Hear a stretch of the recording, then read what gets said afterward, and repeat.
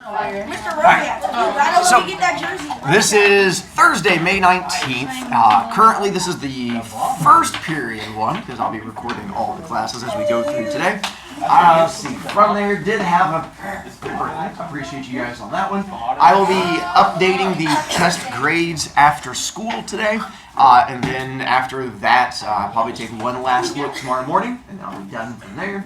And then tomorrow's theme is just the field day. So whatever we have for the field day, you're going to go from there. Oh, it's his birthday. If you are still wanting to buy stuff, you can still see me before, after class. That's fine. I'll be doing it all the way through the end. And then again, I will update Skyward as we continue from there. All right. So we went through, and I told you guys the three stories, Monday, Tuesday, Wednesday, and the fact that today we're going to be going a slightly different direction, and that Vance has to wait about 45 minutes before I'm going to call on him. Today is a slightly different one. One, I have notes, which you don't normally see me with, but the way today works, and the reason I record, is that each class period will be a slightly different conversation, depending on who's in the class and sort of how people react to things. I've got roughly, probably an hour and a half worth of conversation, but we don't have an hour and a half of things to go through, so I sort of pick and choose which things would work best. Easton, you can just put that Passover on my desk, which you're good to go from there. Also, you're probably going to see a version of me that you don't normally see up here in a couple ways. One of which will be I don't normally stumble when I speak. I've been teaching long enough and I've been in front of kids long enough that I'm usually pretty strong as far as the speaker goes. Today, you're going to see me most likely struggle a bit more with conversation because of what we'll be going into. And then my brain is going to be a little bit mushy. And so you'll see as we get into it. So just roll with me. It also means I might be slightly more snippy if you get distracting, just because I'm having enough trouble holding on. But all right, couple things for you as I get a chance to start these stories. One, I hate the last week of school, hands down. And the reason I hate the last week of school is because you've probably picked up that I'm a little different than, I was going to say other teachers, but I'm different than just other humans in general. I like my job. I like teaching. I like being around the kids. Even when you guys drive me insane, and you absolutely do at times, some of you guys drive me more insane than others, I like what I do, and I like being in here. And summertime, although I look forward to getting to sleep in and rest, I'm not around kids, which is the thing that I enjoy being. And so this last week it's a bittersweet moment for me because I've wrapped up this whole year with you, but it also means this is it. I teach because I want to make a difference. And 22 years in, I still enjoyed making that difference. And so my whole goal this year was to make you guys better people. The reason I told you stories this past week was to gain your trust for today, so that the message I try to pass along to you today has weight. Because I realize if most of your teachers said, hey, I want you to sit still and quiet while I tell you a story about my childhood, most of you would run out the door screaming. Because the last thing you would want to do is hear a teacher, one, talk for the entire period, and two, tell a story about their childhood. And yet, you guys listened attentively the entire time. And I opened up my heart to you, because those are the three most painful moments that I have experienced. And I did that because I want you to see that side of me. The fact that I've mentioned that a lot of teachers don't, no, a lot of, I was going to say adults, but humans don't show the fact that we make mistakes and the fact that we're vulnerable. And I've talked to enough kids and I've talked to enough parents to realize that a lot of times adults make you think that we don't make mistakes. So I wanted you to see the fact that I've made mistakes, and I've made big mistakes in my life, and the fact that you can recover from those big mistakes that I know that you guys are going to make. Many of you are never going to see me again after tomorrow. It's a thing that I've come to accept. The fact that you only see me again after tomorrow if you decide you want to see me again. I can't force myself on you. You have to be the kid that comes back and deliberately chooses to be in my presence. Whether it is in the hallways as 8th graders, whether it's coming back to visit me after school, whether it's in high school. If you don't want to see me as a teacher again, you don't have to.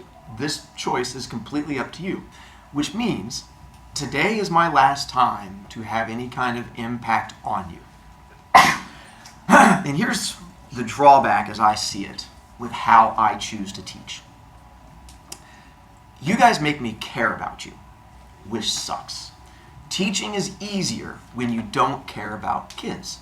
When I can see you guys as little turd balls in class that I can separate myself from, it makes you a lot easier to yell at. It makes you easier to kick out in the hallway. It makes it easier to give you detentions because you're just a pain in my butt that I no longer enjoy. What you guys did was make me like you. Even those of you who got sent to Struggle Town, those of you who've been in the hallway, those of you who have lost B points, you've made me like you because you talk to me and you show me that you're human. The drawback to me liking you... Pardon me, interruption. Told you, Could we it's please gonna have be 7th graders with the last names D through G come to the library with your iPads to return them? D through G. G. And then you just... So, the drawback to liking you is I've mentioned my past students come back and talk to me. My 8th graders come back after school. My high school kids come back. I had a bunch of high school kids come back yesterday after school and talk to me on my birthday, which was really nice.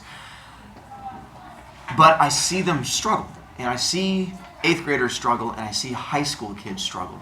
And I ask them about those struggles, and I ask them, what can I do to help? And by making me care about you, I don't want you to be the kid that struggles. I don't want you to be the kid that has to have a kid and have your own baby when you're a freshman, because I've had that conversation with past students. I don't want you to be the kid that drops out at 16 and comes back to talk to me because you've now been working at Kroger for a year and you don't know what to do because your parents are kicking you out. I don't want that for you. I want you to go on and have a life that brings you happiness and joy. And I have come to understand that 7th grade junior high, you guys don't see the future. It's not your fault. It's how you're wired. At 7th grade, at 12 and 13, it's hard for you guys to see 14, let alone 16 or 18. It's just not how your brain is wired. So you need big people to see that for you. I'm a big person that sees that for you. So what I try to do is try to help guide you.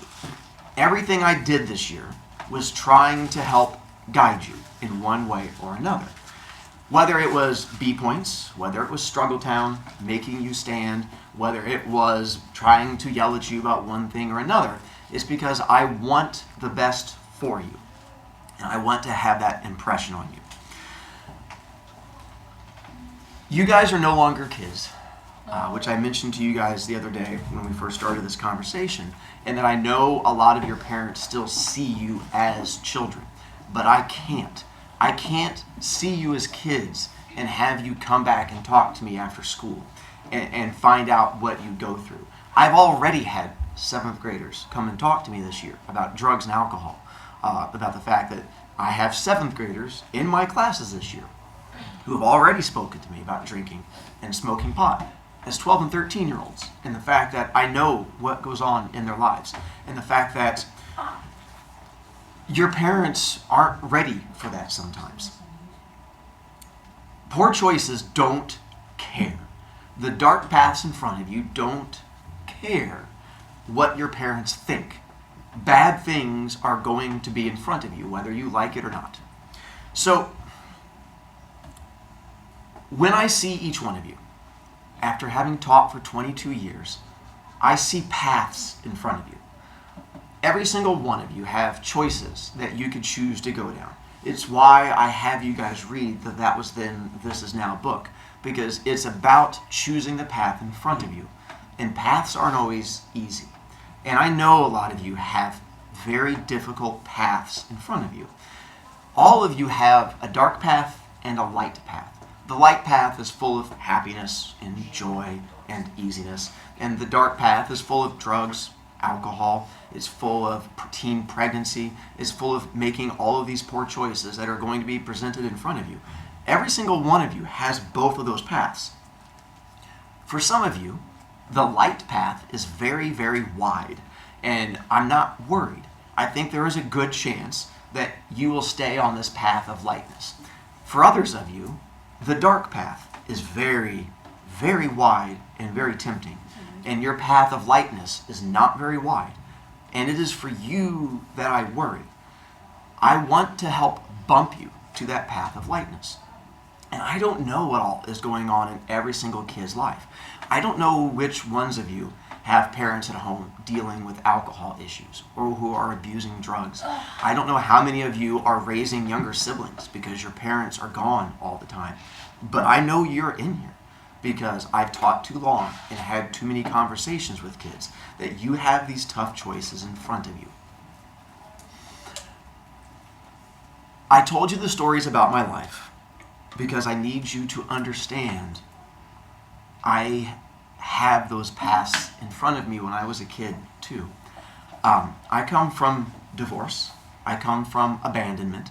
I come from alcohol and drug addicted family members.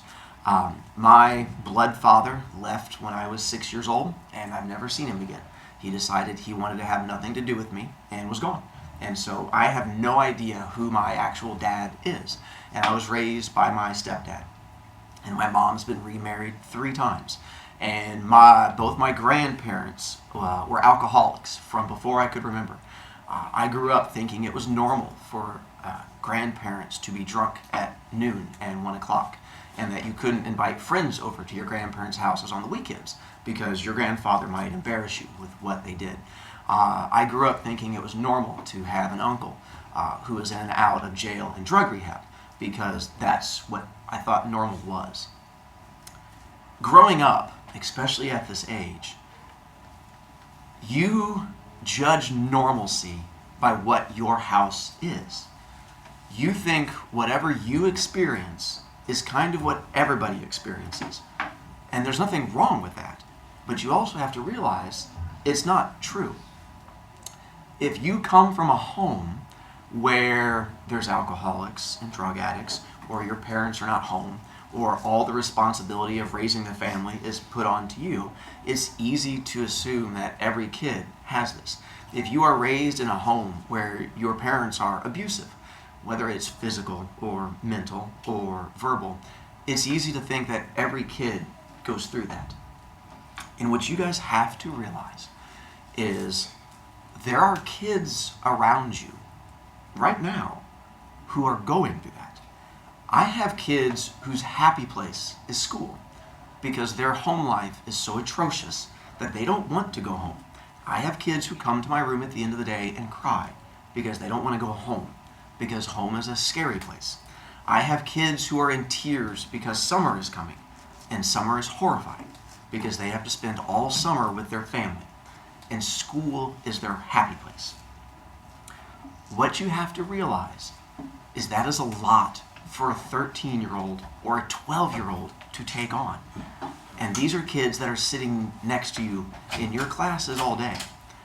If you want to know why kids bully other kids, have you ever had that moment where you're jealous of someone else for anything? Imagine they have clothes, imagine they have video games, imagine they have a home life, whatever it may be, that thing that makes you jealous. Well, what drives bullies quite often is when they realize their home life sucks and you have a better home life than them. And that's a lot for a kid to take on. When they realize, oh, your parent's not abusive. Oh. Any 7th grader, last name H through K, come to the library with your school-owned iPad. Thank you. When you sit in class and you realize that there's another kid sitting next to you who doesn't have dysfunctional, screwed, since you came in late, who doesn't have that screwed up dysfunctional home life, it makes a kid hurt. It puts a kid in pain because it's jealousy that's hard to put into words. So when a 12 or 13-year-old feels this pain and this jealousy, they don't put it into words. You're 12 and 13. It's not a thing that you're supposed to be able to vocalize. You're not supposed to deal with this kind of crap at 12 and 13. Your parents are supposed to be loving. Your parents are supposed to sit around the dinner table with you, ask about your day, and help you study. Not every parent does that. If your parents do that for you, that's wonderful. That's awesome. But you have to realize there are kids who don't have that. And when they realize the kids around them do, it hurts. And they lash out with anger. And that's where bullying comes from. There's a quote, which I put up here behind me, which I read a couple years ago, which is the idea that is the one in the middle.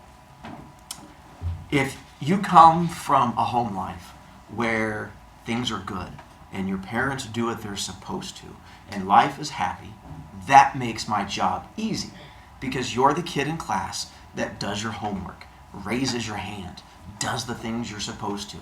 Thank you. You make my job easy. But here's the thing. Those kids who are struggling, those kids with the rough home life, you're right. You don't make a teacher's job easy, but you make a teacher's job that much more important because you are the type of person who needs stability. And I've learned that kids need stability. They need an adult to tell them, I care about you and I'm not giving up on you. If you've noticed this year, I harass you, I make fun of you, I'll give you guys a hard time, and I charge you points. I've never said I give up on you. I have never stopped punishing you.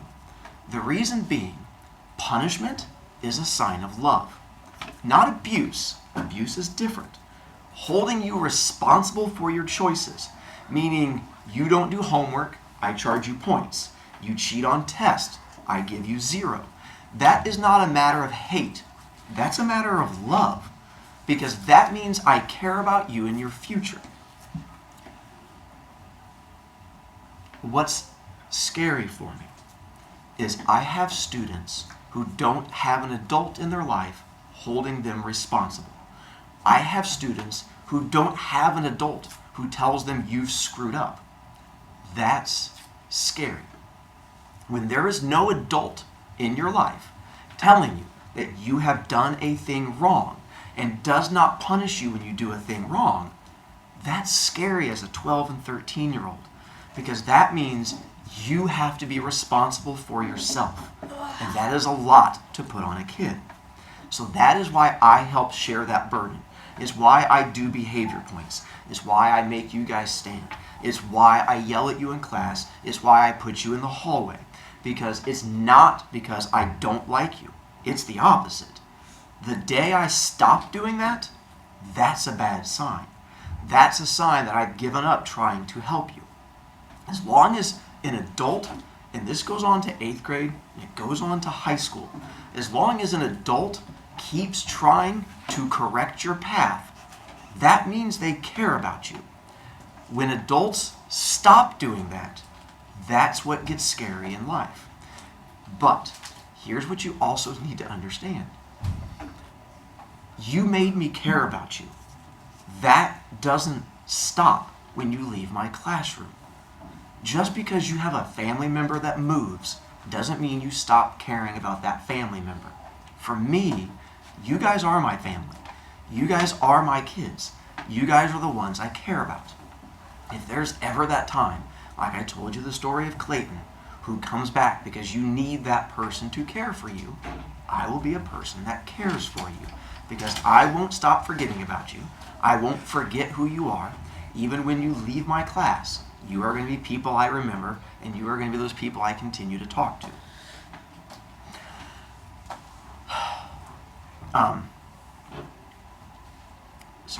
I keep watching clock to make sure I have enough time to go through different things. I'm trying to figure out which stories I want to go through with you guys. So, to the quote in the middle, and I talked about kids who are bullies. It's why I don't yell at you guys. You don't hear me raise my voice. It's why I discipline you, but don't yell at you.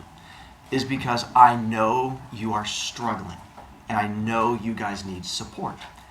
This year, more than any other year, because you've spent the last year and a half struggling with Zoom, struggling with virtual learning, and I think that hurt you more than we know at this time. I think it has damaged your guys' growth as people, because school is about being social. It's about learning how to interact with other people, especially 7th grade. I'm sorry to tell you, but 7th grade learning is not important. What I teach you in English is not important. Most of math and science is not important. It's 7th grade. What 7th grade is about is figuring out who you are, figuring out how to make good choices. You're on the cusp of being real adults. This is our chance to make you those real adults. The reason you have to do science, English, math is because part of life is responsibility. Part of life is you have to make big kid decisions. So 7th grade is about making big kid decisions. If you screwed up 7th grade and learned no English this year, okay, we'll move on. It's not the end of the world. What's more important is, did you figure out how to interact with other kids? There's always going to be jerks in this world. There's always going to be Chads. There's always going to be Kevins. There's always going to be Karens. You've seen social media. There are adults that are awful. They don't go away. You have to learn how to interact with other humans. That's what 7th grade is for you. When you're presented with the idea of that was then, this is now book, and it's the end of the year, and you don't want to read, you have to make a choice. Is it important enough for you to do, or do you cheat on a test? Do you read the book? You have to figure out your own morals when it comes to stuff like this. My job is to guide you, is to say, all right, did you enjoy my class this year?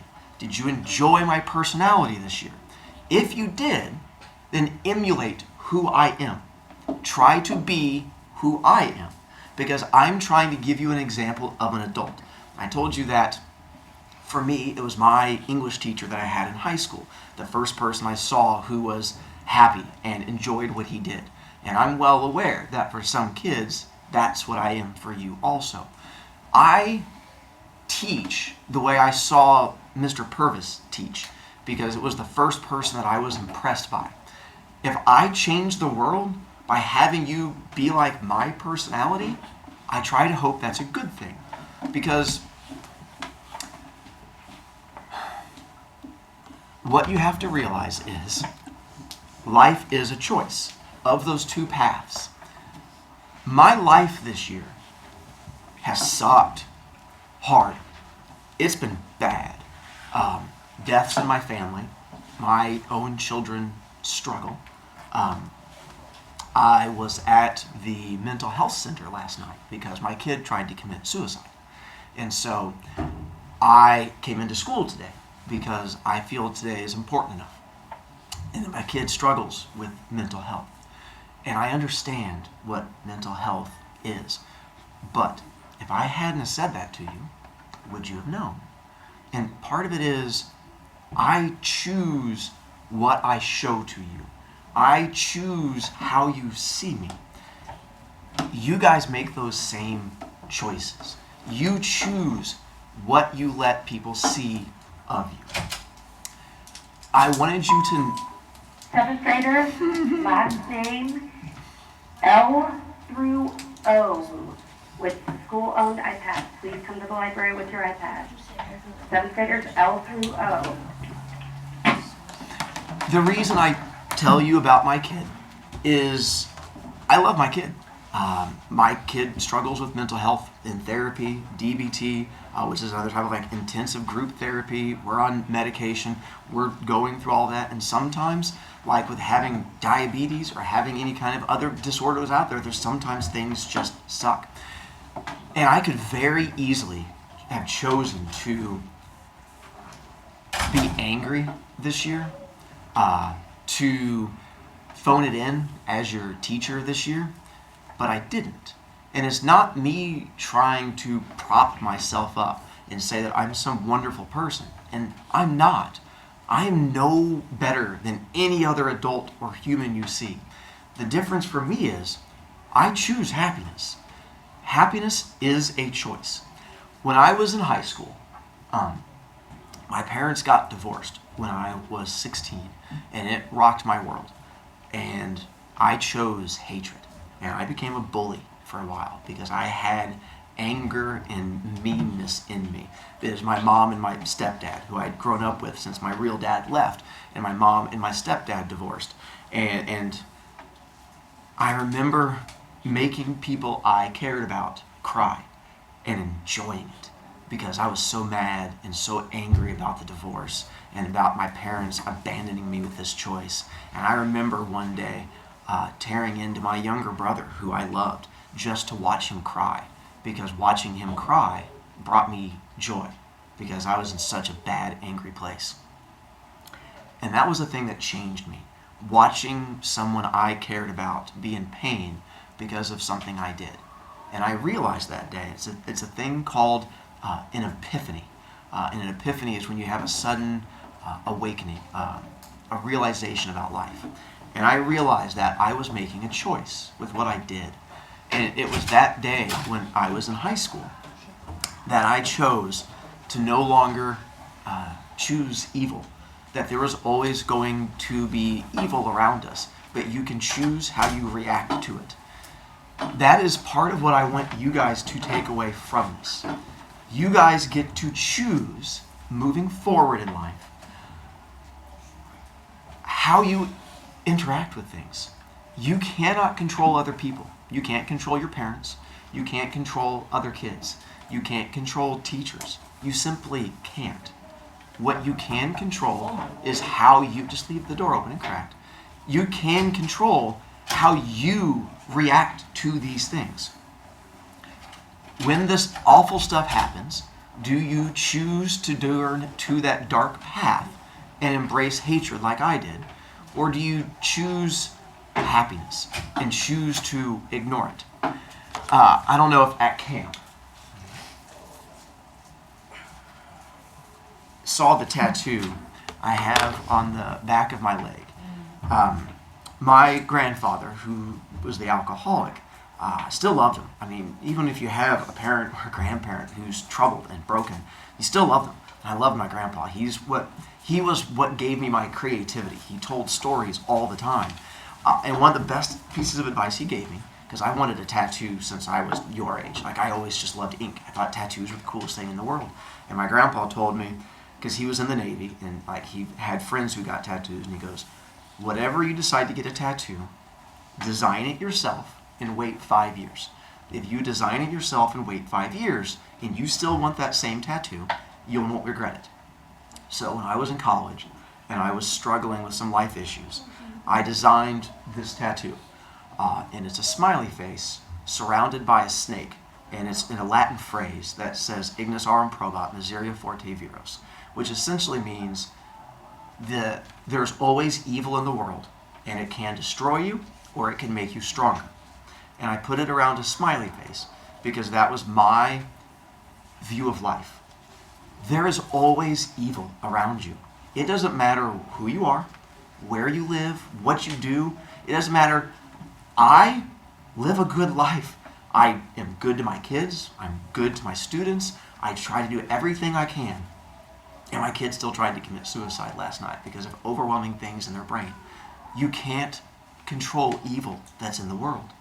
What you can do is control how you react to it. So after 5 years, I had that tattoo put onto the back of my leg to remind me to always, from now on, always find happiness in life. Don't let the evil that surrounds us be the thing that takes you down. And I got that when I was 23 years old, and I still love it to this day. That was 20 years ago, and I have not regretted it since. And you guys all have different struggles. Seventh graders with iPads that are school iPads with last names P through F. Come to the library with your iPad. Thank you. So the one that's up there, be kind, for everyone you meet is fighting a hard battle, is a thing that I did not take to heart until way too late into teaching. When I've realized that every kid has a struggle of one form or another. For some of you, that struggle is the fact that your parents are abusive. And I know there are bad parents out there, because there are kids who struggle as kids and they grow up to be parents who struggle. There is no rule to being a parent. As a parent myself, I don't know how to parent. You guess your way through it, and some parents guess wrong. Others of you are dealing with medical conditions, whether it be diabetes or whether it be something in your brain, whether it be ADHD, whether it be a physical thing that people can't see. You have a struggle. And realize that everyone around you has a struggle. But part of junior high is everyone wants to fit in. No one wants other people to see what their struggle is. Every kid, every human wears a mask. I wear a mask every day with you guys. Like, what you see as my personality is not my real personality. My real personality is a shy, quiet kid that sits in the back of the room.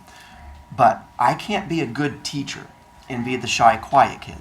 So I force myself to be outgoing and to be the one that is talkative in class, because that is what I know you guys need as a good teacher.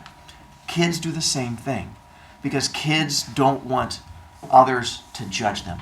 So every kid hides whatever their pain is.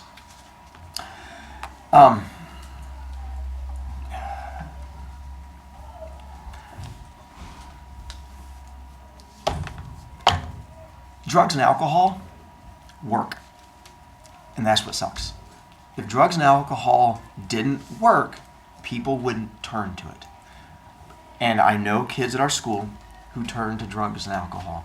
I know there's kids, I told you, I have a 7th grader already who's talking to you about the fact of drinking and smoking pot because it covers pain. But what it doesn't do is help you heal. It covers it.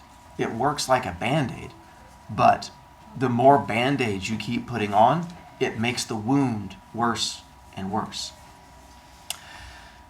You guys are going to have choices coming up in front of you soon.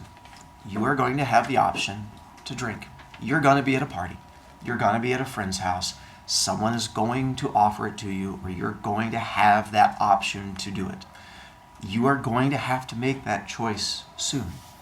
No one can make that choice but you. I would love to tell you that it's an easy choice, and you just say no. But if it was an easy choice, everyone would say no, and there wouldn't be a drug problem. But not everyone says no, because sometimes it's easier to be weak and you let that pain get covered. When you are forced to make that choice, be strong. That's why I tell these stories. That's why I have today's talk. I used to, when I was a younger, dumber teacher, think I could pick out which kids in my class had struggles. I thought I could look at a kid and be like, I know your home life, I know your home life, I know your home life. Turns out I was wrong, because the kids who come back and talk to me who I thought had everything together don't. And then sometimes the kids who I think their lives are screwed up aren't. And I'm fully aware that for some of you, listening to me talk today has very little meaning for you. You can tell it's serious because of people's attitudes, and you can tell it from my voice, but it's not having an impact on you. That's okay. There's no guilt to it.